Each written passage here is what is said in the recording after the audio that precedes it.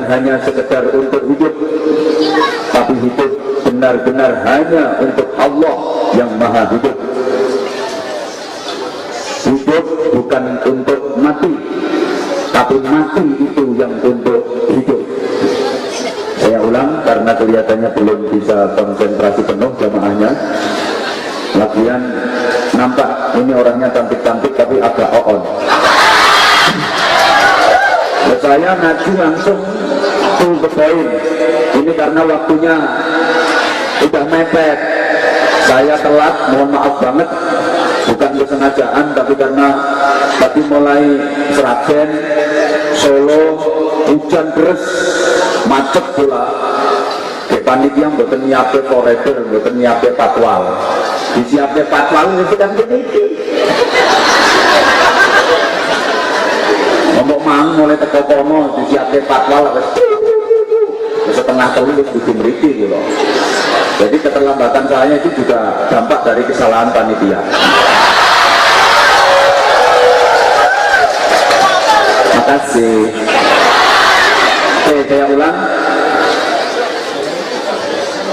Hidup di dunia yang hanya sesaat dan sekejap ini diolah, diproses untuk kepentingan dan kebahagiaan hidup di akhirat yang abadi selamanya. Hidup bukan hanya sekedar untuk hidup. Kalau hidup hanya untuk hidup, itu berarti jenenge urip-uripan. Jadi kalau nongkrong pengajian tapi orang nggak teke keterangannya sing ceramah, malah dong nggak teke sing nyuguh ngombe. Itu jenenge urip-uripan.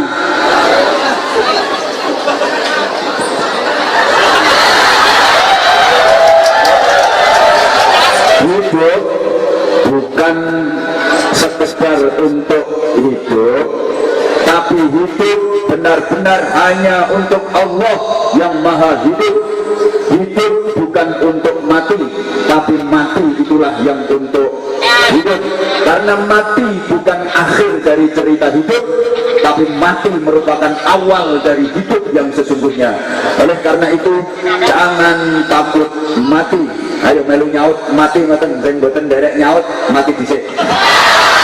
Yo, jangan takut. Kurang semangat, kurang semangat. Pokoknya yang mboten semangat, lantung-lantung mboten derek nyaut. Awas lho yo, mati dhisik. Jadi wong semene oke iki mandi iki. Jangan takut. Jangan lupakan. Loh, kendho mana? Jenengan tuh nyaut mati ngono lho. Jangan takut, jangan lupakan, jangan cari, tapi rindukan.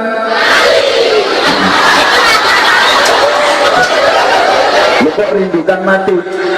Kematian kalau dirindukan itu jadi terasa indah. Karena kematian adalah pintu gerbang perjumpaan dengan Allah sang kekasih sejati. Ayo diulang, diulang, coba keterangan saya. Diulang, diulang. Hidup mari kita proses, kita olah di dunia yang hanya sekejap ini untuk kepentingan hidup di akhirat yang abadi selamanya. Hidup bukan sekedar untuk hidup, tapi hidup harus benar-benar hanya untuk Allah yang maha hidup. Hidup bukan untuk mati, tapi mati itu yang untuk hidup. Karena mati bukan akhir dari cerita hidup, tapi mati adalah awal dari hidup yang sesungguhnya. Maka dari itu jangan takut, jangan lupakan, jangan cari, tapi rindukan. Ayo tadi diurut, diurut. Jangan takut, karena setakut apapun kalau sudah tiba saatnya ya pasti melojo wedi, iwas wedi kaya ngopo yang wis wancine nggih tetep penuh urip kok wedi mati kuwi tunggale wong mangan wedi ngising. Wani urip kudu wani, ora semangat, wani urip kudu wani, padha karo wani mangan kudu wani. Ngising-ngising kok. Arep ngising bengok-bengok. Menyapa kok wedi mati, mboten usah. Karena takut itu tidak menunda kematian, sebagaimana berani juga tidak mempercepat kematian. Apa dikira yang takut matinya belakangan, diundur, ditunda, terus yang berani matinya duluan, di DCC? Betul. Kata mana wong tua leh ngendikane putrane, nah ojo dadi tentara, nah ojo dadi polisi, konek perang ketembak mati dhisik. Kan dadi tentara, dadi polisi, perang dan pundi-pundi yo aman kok, ora mati-mati yo. Malah iso mateni wong akeh. Lho, sing ngungsi bisa mati dhisik wong kebok. Nah ojo dadi pilot, nah konek ceblok mati. Ojo dadi pilot umurnya awet ya oke. Dadi ning omah menjukur kasur nolongi bojone mati ya apa. Ngono lho. Woi. Pokoknya gak oleh lebih mati.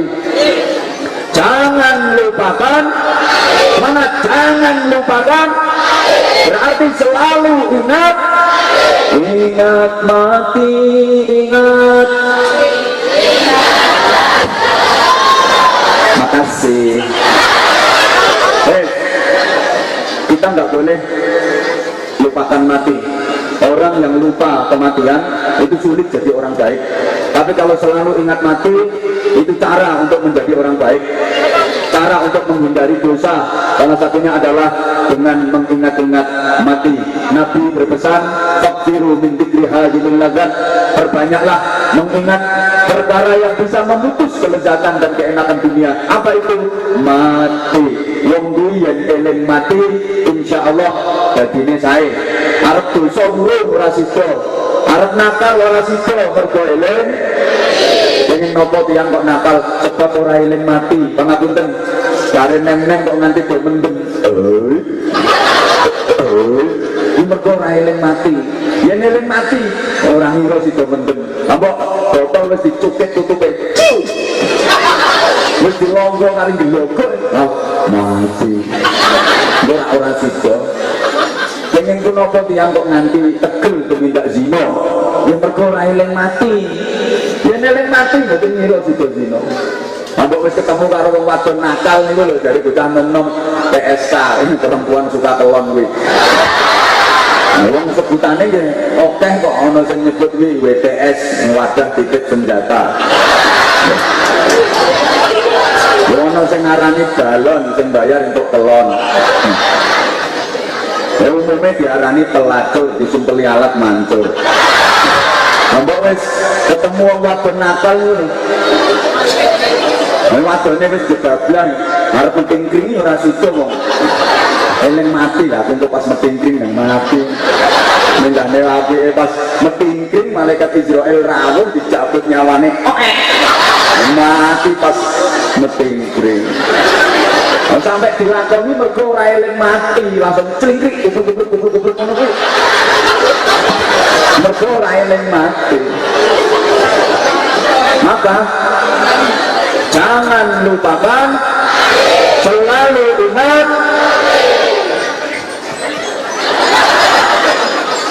Agar selalu ingat mati, dipirang kita. Agar selalu ingat mati para jamaah, ada petunjuk teknis dari Rasulullah.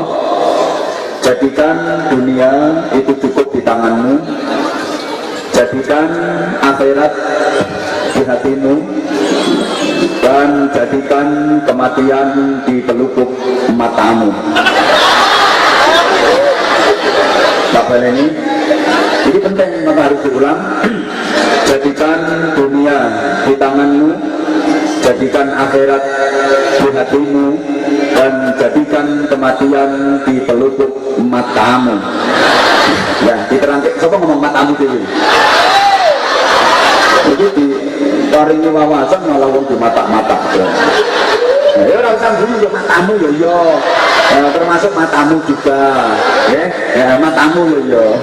Ya, terus sebelah kene ora wani soalé wong gede-gede. Ya matamu. Matamu ya ya. Terus sebelah kene iki wong gede-gede terus aku ora wani ngono. Matamu juga. Nah, juga mataku. Ya memang bahasanya seperti itu. Nesu yo ben. Masa harus dirubah bergolong gede terus diganti di pelupuk bokongmu. Ya pancet matamu.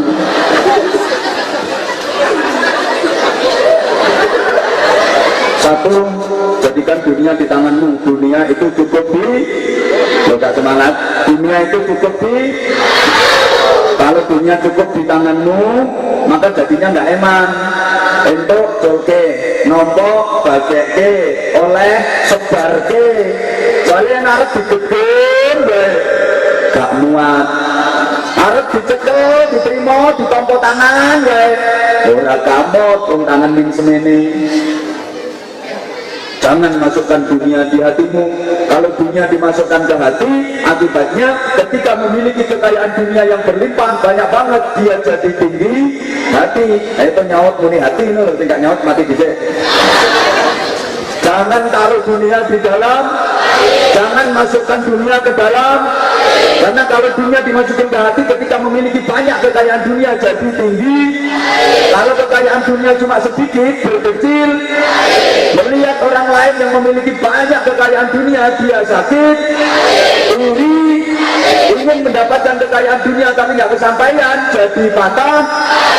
Wes, kono kepenak kali hati.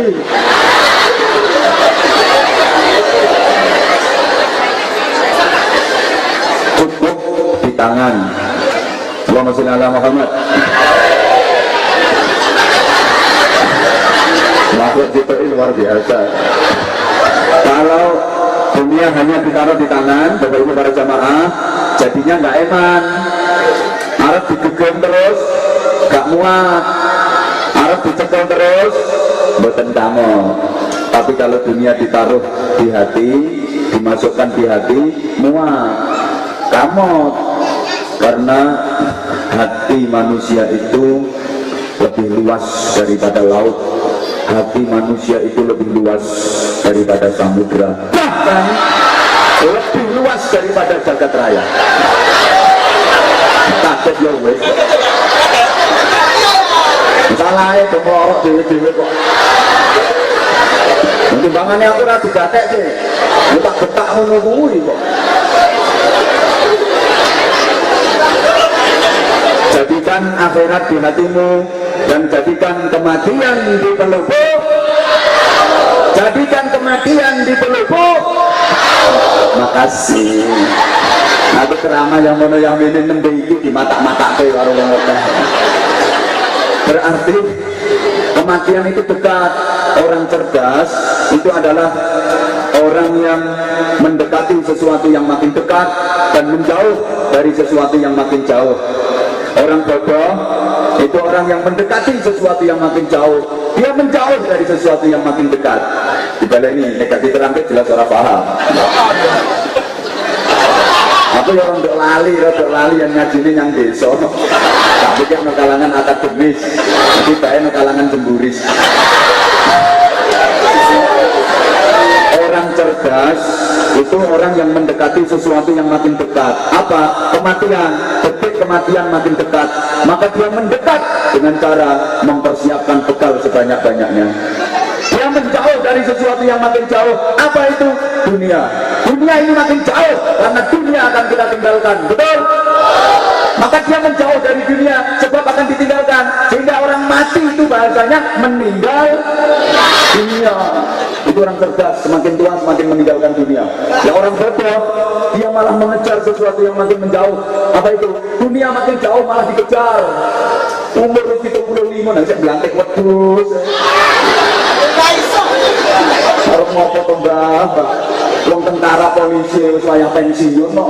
Itu kan lebih syarat kan wis wayah ngono iki. Woi. Itu belantik wedus ora pensiun. Umur 82 saya terusuk-terusuk ngisor salah. Iki gantine putune kuwi wayahe. Dia malah menjauh dari sesuatu yang makin dekat. Kematian makin dekat tapi dia menjauh, sama sekali nggak mempersiapkan diri menghadapi datangnya mati. Oleh karena itu diulang, semangat, jangan takut, jangan lupakan, jangan cari tahu dari mati. Oi. Ya termasuk bunuh diri. Wala tulqu bi aydikum ila tahlukah. Oi. Oi. ojo tibake sliramu nanggone kerusakan, apa maneh kematian. Bunuh diri niku ora entuk, termasuk cari mati yo ngedang kono. Supaya pengajian kaya ngene wis dijogo tentara polisi banser sigap ngresek. Minta panggung karo foto. Iki jenenge cari mati. Kita ngerti NKRI harga mati, Pancasila falsafah negara yang sudah menjadi kesepakatan bersama. Gak gelem menerima keutuhan NKRI, gak gelem mengakui Pancasila sebagai falsafah negara. Itu namanya cari. Ini era gelem dadi ngono kuwi ya aja urip nang Indonesia lho ning jatuh. Indonesia wis calon disepakati koyo ngene kok rese-rese. Wis calon koyo ngene kok arep mengibarkan bendera ISIS berarti kowe cari. Kok melibatkan palu arit di karuan dilarang gak karu-karuan berarti cari. Maka jangan cari, ulang jangan takut, jangan lupakan, jangan cari, tapi rindukan, karena kematian adalah pintu gerbang perjumpaan dengan Allah sang kekasih sejati. Maka sambutlah kematianmu dengan berbekal takwa. وَتَزَوَّدُوا فَإِنَّ خَيْرَ الزَّادِ التَّقْوَى. Dan berbekalah kalian, maka sesungguhnya sebaik-baik perbekalan itu adalah takwa. Untuk itu, apa yang harus kita persiapkan?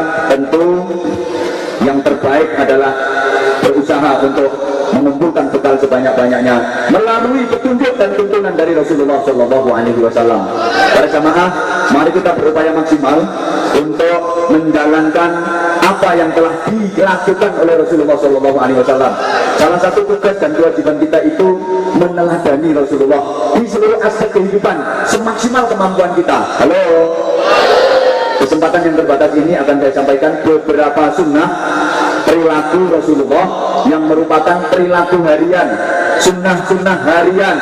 Artinya perilaku yang setiap hari dikerjakan oleh Rasulullah, tidak pernah ditinggalkan. Sepanjang hayatnya Rasulullah tidak pernah meninggalkan ini, setiap hari selalu dikerjakan. Maka saya sebut sebagai sunnah harian. Kalau puasa Senin Kamis itu kan sunnah mingguan. Coba dirungokno kok. Puasa Senin Kamis itu sunnah mingguan. Dan itu sunnah harian, artinya saben dinten ditindakake dening Kanjeng Nabi. Mboten nate ditilarke Kanjeng Nabi sak lawase gesang. Ini menunjukkan sangat penting, sangat utama. Monggo kita tindakake. Nggih. Dan iki sing disebut sunnah Rasul. Yo, lek ene ngomong sunnah Rasul, otakmu terus malam Jumat ngono. Terus ngonoan ngono-ngono. Itu jenenge utek konslet ngono. Aku berusaha memerangi istilah itu. Saya kira meja rame kapan malam Jumat saatnya sunnah Rasul. Itu berarti kan sunnah Rasul itu dianggap ngono kuwi. Itu kuwi. Padahal rumahnya sunnah itu artinya perilaku Rasul Kanjeng Nabi. Sunnah Rasul berarti perilakunya Kanjeng Nabi, kelakuannya Kanjeng Nabi. Sholat di awal waktu itu sunnah Rasul. Harus nyapa-nyapa sing Nabi baca bismillah itu sunnah Rasul. Menghormati yang lebih tua, menyayangi yang lebih muda itu sunnah Rasul. Mendahulukan yang kanan ketika melakukan kebaikan itu sunnah Rasul. Itu mau doa teke. Kupluk-kupluk dulu. Wes, enggak dawa-dawa. Sunnah. Menengok. Orang malu nyumbang terawat. Sunnah Rasul itu perilakunya Rasulullah bisa dawuh-dawuhipun Kanjeng Nabi, bisa pemintaipun Kanjeng Nabi, bisa ketetapan saking Kanjeng Nabi. Itu namanya sunnah Rasul. Terus sembarangan sunnah Rasul terus dipahami ngono kuwi kok. Manyoke kok. Terus dilanjut begini. Maka mawon sunnah harian sebagian saja saya sampaikan karena ya terlalu banyak. Ini sebagian yang saya anggap penting untuk saya sampaikan. Tinggal Setiap hari Rasulullah selalu melakukan ini. Saben dinten Rasulullah nindakke menika mboten nate dipentilan salawasipun gesang.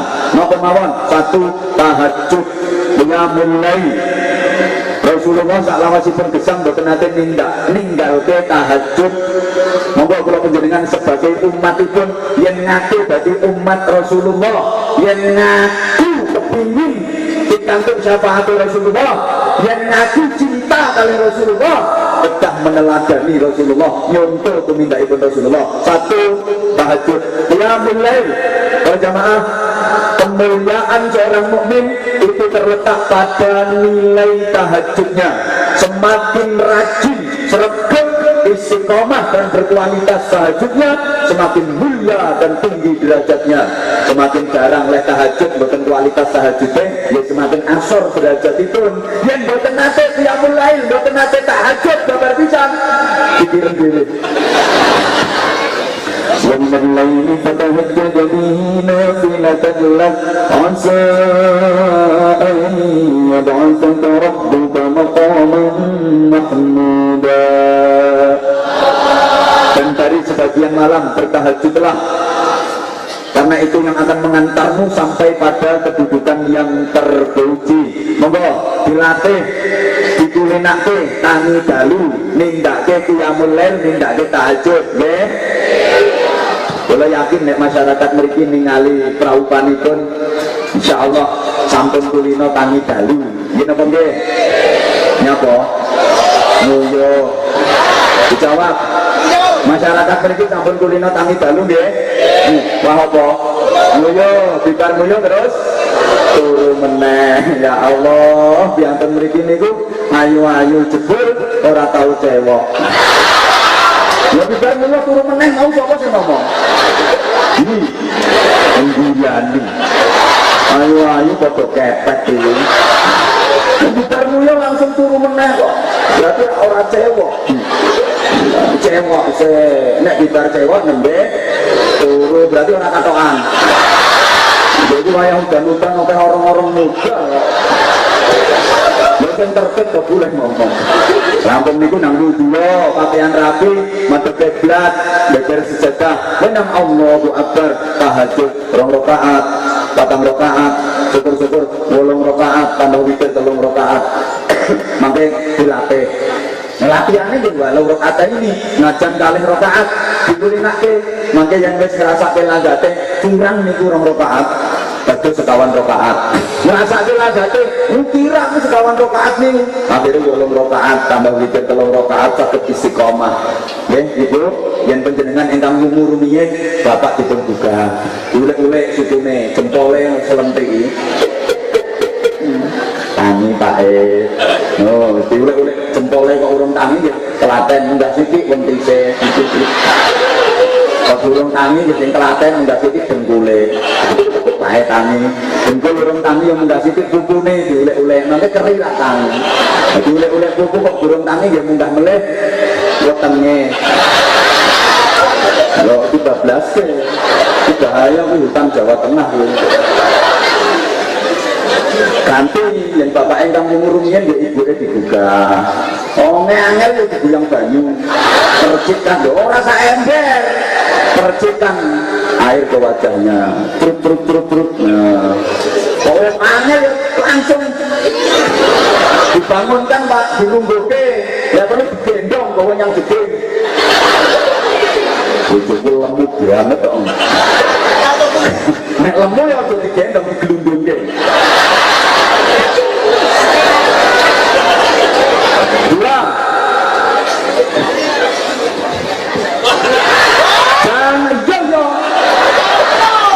Jangan tinggalkan masjid, terutama di waktu subuh. Rasulullah nggak pernah meninggalkan masjid. Nyapa kok masjid? Soalnya masjid ini api-api panggonan. Pasar ini ele-ele panggonan. Langsung tak ketunjukkan di Nabi. Api-api panggonan tentunya niki mas. Ele-ele panggonan tentunya niki pasar. Ayo jawab. Api-api panggonan tentunya niki apa? Ele-ele panggonan tentunya niki apa? Kalau lagi pengen ngertos wong api apa wong elek gampang ditenane. Ana wong nang sregep saka masjid ditandane wong api, wong sapa keapian. Ana wong sregep saka pasar tandane wong. Nah, panjenengan sing rawuh ten mriki sering di sapa masjid kali sapa pasar. Berarti panjenengan termasuk wong apik apa wong elek? Oh, wong apik modele iki to. Halo. Jangan tinggalkan masjid. Rasulullah itu kalau sholat fardu selalu berjamaah dan di masjid. Nah, terutama sekali di waktu subuh. Kenapa harus subuh? Karena subuh itu awal dari hari yang akan kita lalui. Sebelum melangkah kemana-mana, langkahkan dulu kakimu ke masjid, karena masjid adalah pusat keberkahan. Kalau menjalani hari diawali dengan langkah ke masjid, maka langkah-langkah hidup kita berikutnya pasti akan penuh keselamatan dan keberkahan. Paham ya? Nah, saat ini prihatin banget yang wayah subuh masjid niku, termasuk masjid ini okean cagahe timbang wonge.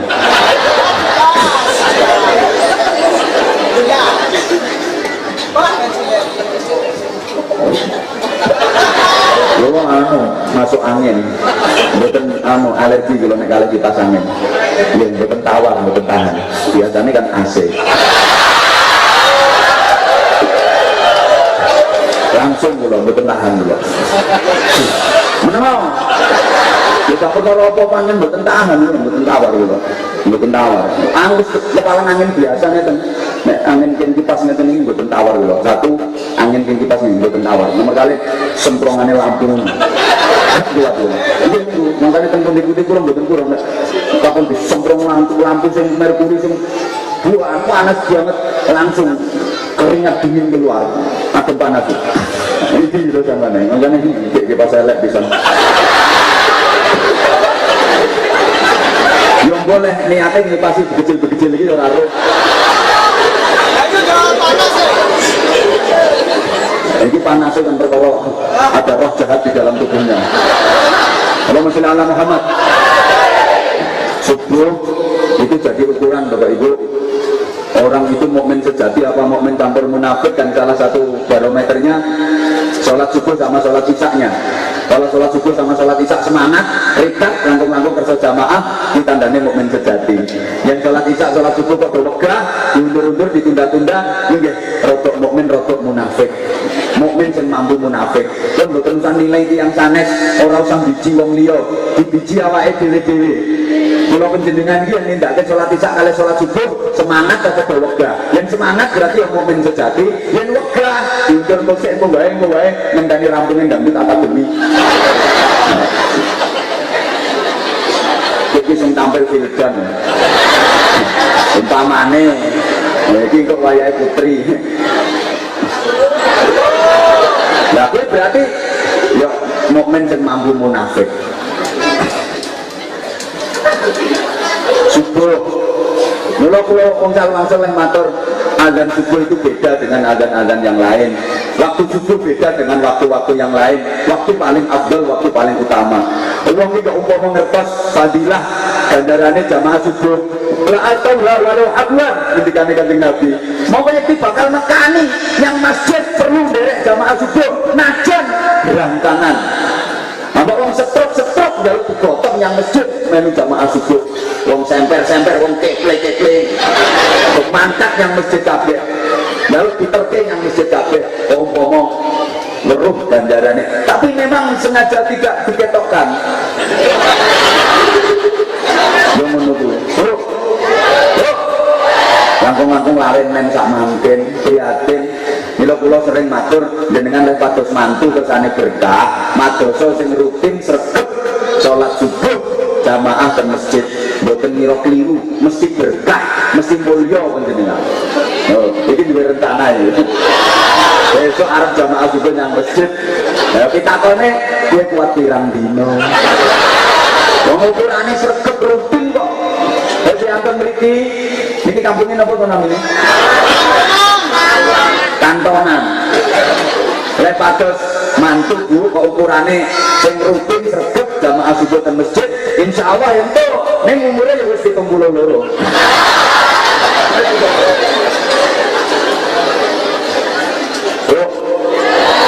Nyapa to bocah-bocah ngene iki kok wegah nek subuh. Coba nggih. Mbok ora semangat kok. Dilanjut bener. wonten mboten sing gadah putra wayah azan subuh ki ya kepireng digugah ya tangi ning ngalih nggon wonten mboten termasuk nang panggung iki bocah. Nah, iki salahe panjenengan piyambak. Kula niki panjenengan biyen putrane panjenengan tesih bayi. Terus isuk wonten tarhim. Assalatu wassalamu alaik ya imamul mujahidin. Iku anakmu sing cek bayi iki melek-melek aja katek tercengang mendengar suara indahku.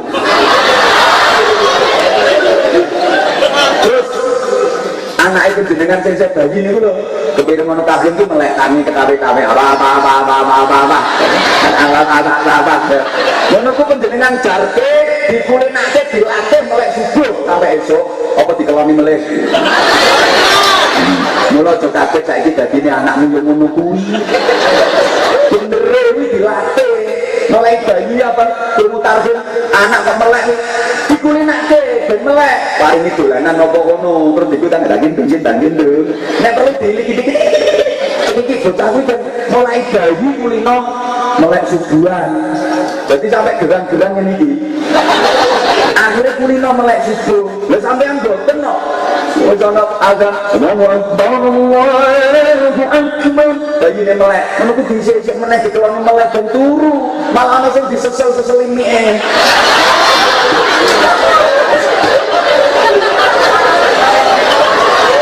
wis le turu meneh